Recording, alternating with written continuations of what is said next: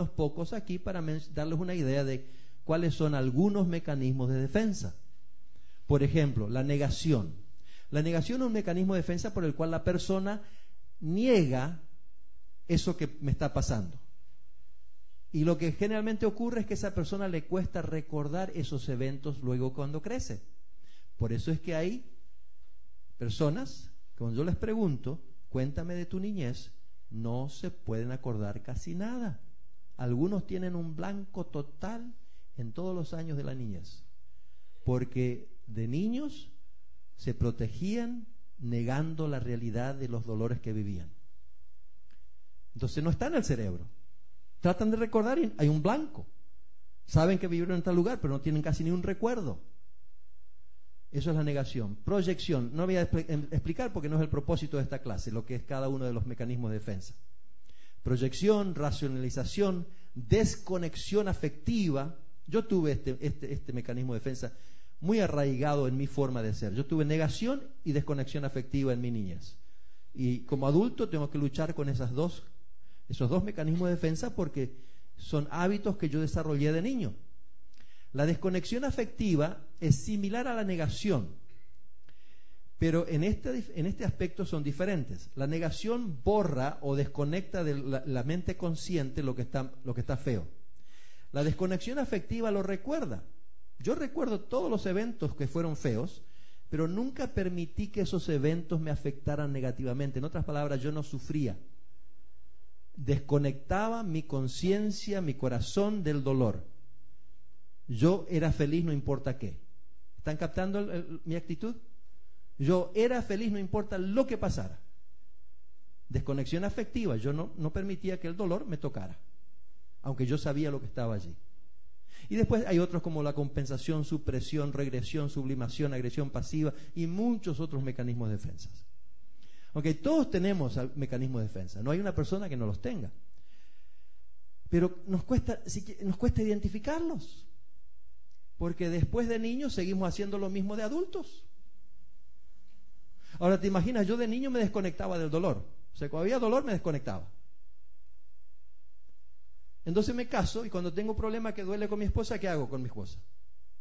Me desconecto. ¿Tú puedes tener un buen matrimonio cuando te desconectas de tu esposo o tu esposa? No. ¿Te das cuenta cómo empieza a tener problemas serios en el matrimonio después o en la adultez como consecuencia de lo que pasó cuando uno era niño? Pero nosotros ni razonamos esas cosas porque en realidad nadie nos está enseñando. Cuando comenzamos a entender esto, uno empieza a decir, ops, yo tengo que hacer algo con esto. Más vale que yo haga un proceso de sanidad acá.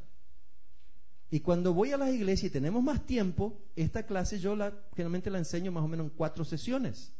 Entonces damos tiempo una vez por semana, la gente viene y damos tiempo para que las personas puedan procesar estas cosas, la sanidad que Dios quiere darnos.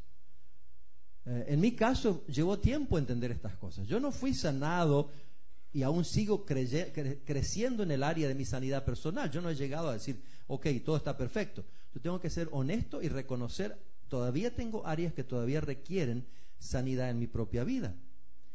En mi niñez yo sufrí ciertas cosas que, comparados con las que otras personas han sufrido, tal vez era una miseria pequeña.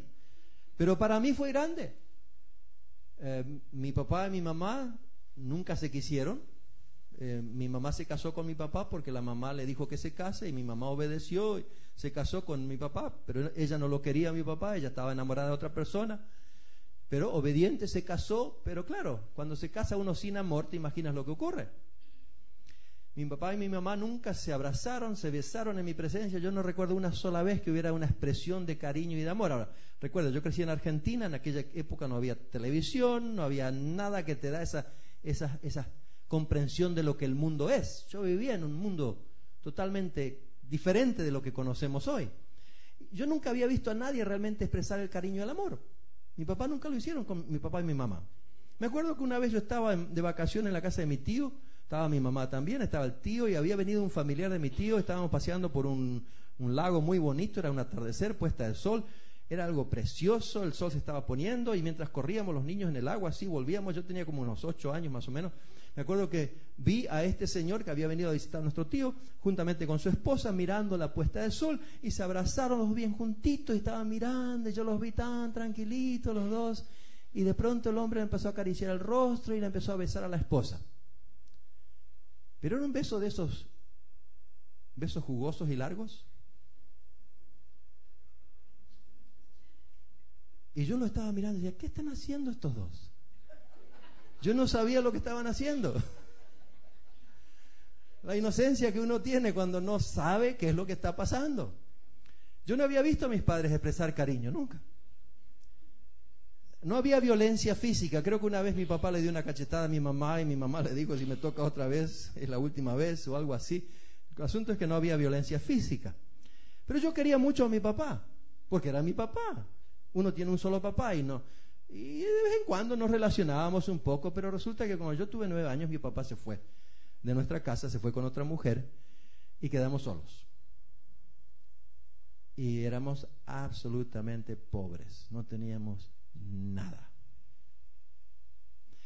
Y yo extrañaba mucho a mi papá, porque hasta donde yo sabía, yo era el único chico en la escuela que no tenía papá, o en mi curso.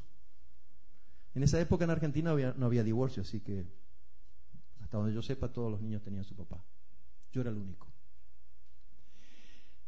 Y me acuerdo que para evitar el dolor, yo me hacía el centro de atracción, el líder para los juegos, el líder para los deportes, y me involucré completamente en una vida en lo que era normal para mí. Yo había decidido de chiquito que yo iba a ser feliz, no importa qué. Mi temperamento es tal que yo tengo esa forma, esas agallas de seguir adelante, no importa qué, y lograr lo que yo quiero. Y yo quería ser feliz. Así que de una forma u otra yo era feliz. Yo sabía qué hacer para divertirme. Me iba a jugar con mis primos, con mis amigos. Vivíamos ahí en el norte argentino, una zona muy linda. Había muchos cocodrilos, había muchas víboras. Con mis primos jugábamos quién cazaba más víboras en un día. Era una vida salvaje. Y yo era muy feliz, porque me involucraba en ese tipo de vida y jugábamos con mis primos, jugábamos al básquetbol, íbamos a pescar. Y si tú me preguntas cómo fue mi niñez, yo te puedo decir que mi niñez fue muy feliz. Pero al mismo tiempo, hoy tengo que reconocer que tenía muchos traumas. Pero yo no dejaba que los traumas me tocaran. Cuando mi papá se fue, mi mamá entró en una depresión horrible. Quería morir, tenía ataques de histeria. Yo no sé si ustedes vieron a una persona tener ataques de histeria. Ver a tu mamá tirada en el suelo, pataleando para todos lados, llorando y gritando y queriendo morir. ¿Te imaginas cuando un niño de 9 años ve eso? ¿Qué hacía yo? Me iba de la casa, me iba a jugar y volvía tarde. Y así seguimos. Mamá se puso mejor con el tiempo, una mujer cristiana maravillosa. Dios le dio fuerza, la sacó del hoyo donde se encontraba. Pero yo extrañaba a mi papá. Yo lo quería ver, pero él ni carta, ni teléfono. Yo no sabía nada de él. Tenía 14, 15 años. Creo que era cerca de los 15 años que tenía cuando descubrí que había chicas en el mundo. Y claro, quise impresionarlas a las chicas. Y claro, éramos tan pobres, yo ni ropa tenía casi. Así que le pedí a mi mamá que me compre ropa. Y mi mamá me decía, no puedo, hijo, no tenemos ni para comer.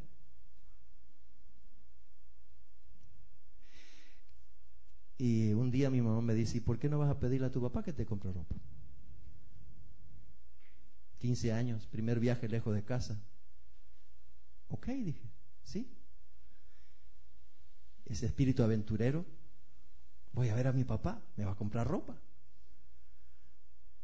Me acuerdo que fue un viaje largo. No era largo en kilómetros, sino largo en lo que tenía que hacer. Tenía que tomar un tren, bajar del tren, tomar un bus, cruzar una ciudad, tomar una lancha, cruzar un río, tomar otro bus, viajar hasta una ciudad, y cuando llegué era ya de noche. Y busco la dirección y finalmente llego, un niño jovencito, empezaba a desarrollarme, no tenía ni la altura de hoy todavía. Y ahí yo estaba buscando, finalmente